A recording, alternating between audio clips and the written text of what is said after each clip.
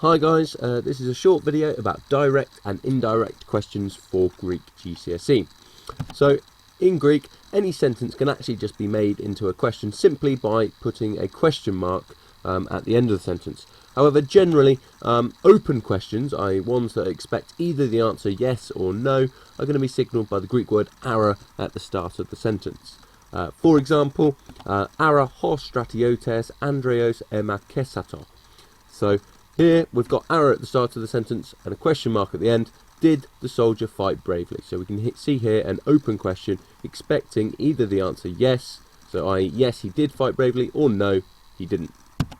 So ara u is going to load the question, i.e. it's going to expect the answer yes. So we might translate it as surely the soldier fought bravely, yes, or ara me, which is going to expect the answer no. Now, other direct questions are going to be introduced by a range of specific interrogative vocab words, in the same way that in English we have lots of question words that begin with the letters W and H, so who, what, when, where, why.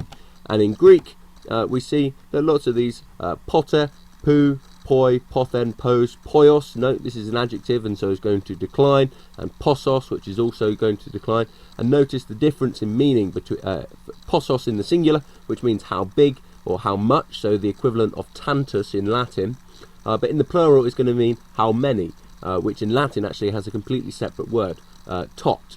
And also notice as well the pronoun tis or ti, which we know that without the accent is the indefinite article, so it might mean a or some, but here it's going to mean who or which, or sometimes in the neuter what. Also note that Greek has different words to mean where. So whether you're talking about where is something, i.e. not moving, or to where is someone going, or from where is someone going. Indirect questions obviously report a direct question. They're introduced by an above the neck verb, followed by an interrogative word, and finally an indicative verb. So these three things are going to mark out an indirect question for us. The tense note of the original direct question is retained in the indirect question clause. So our indicative within the indirect question is going to be the same tense as the original question. So for example, uk oide pote ho basilius afiketo. So we can see here that our indicative in the indirect question clause is afiketo aorist, and so the original question must have been past tense. But if we translate this, we get I do not know when the king arrived. The English translation of the verb in the indirect question has to be adjusted if the above the neck verb is past tense. Now this doesn't affect the tense of the verb in the indirect question clause in the Greek, but in the English we just need to be aware. So again, if we have a look at an example, so the same one, but this time erde is past tense.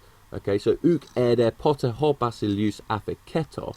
So here our above the neck verb is past tense, so I did not know when the king had arrived. So afiketo in the Greek is still aorist because the tense of the original direct question hasn't changed, but in English note that we have to shift back a tense. So it's when the king had arrived, almost a virtual pluperfect.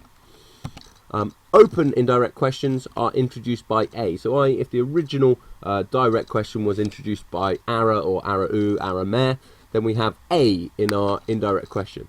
Note that this shouldn't be confused with a in other contexts.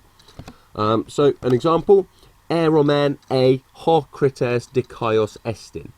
Aeromen is probably our most common above the neck verb that's going to introduce an indirect question, because it means I asked. So here I asked whether the judge was just. Notice again that I asked, aeromen, is past tense, and so we have to adjust our English translation. So even though estin is present tense in the Greek, we translate it as a virtual imperfect in the English. So as with indirect statements, in historic sequence, do note that the verb in the indirect question, which generally we'd expect to be indicative, it can, not often, but it can appear in the optative. So we do just need to watch out for that. It's not going to affect our English translation, as we'll see.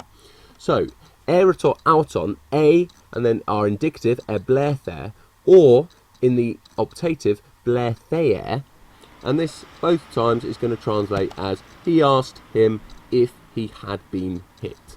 So we can see it doesn't change our translation. It's just that the indicative is more vivid than the optative, but the optative is an option for Greek authors. So to sum up, indirect questions, okay, relatively straightforward. We have an above the neck verb, interrogative vocab, and then generally an indicative verb.